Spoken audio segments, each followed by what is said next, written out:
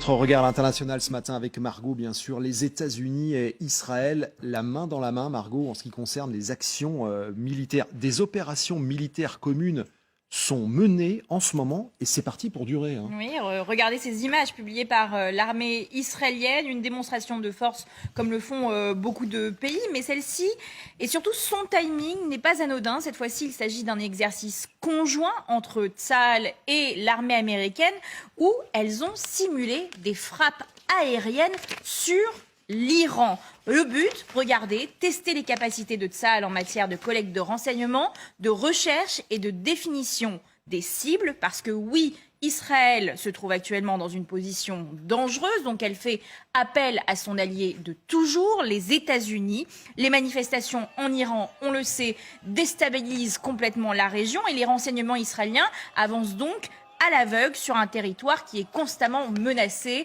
par les terroristes, les djihadistes qui les entourent. Regardez la position géographique d'Israël. Au nord, au Liban, on a le Hezbollah soutenu par l'Iran. À l'est, on a la Syrie avec l'État islamique et les milices pro-iraniennes. Et au sud, on a donc l'Égypte avec les radicaux sunnites dans la péninsule du Sinaï. Et tous ont le même message, la libération du peuple palestinien et la destruction d'Israël. Mais pourtant, Israël a aussi de plus en plus d'alliés dans cette région. Oui, il est là, tout le paradoxe. C'est pour ça que je parle de groupes terroristes et je ne parle pas des États quand je dis ceux qui entourent Israël et qui menacent ce territoire. On a assisté ces dernières années à de nombreuses signatures d'accords de normalisation avec plusieurs pays musulmans. Rappelez-vous de ces accords d'Abraham, accords complètement historiques en 2020.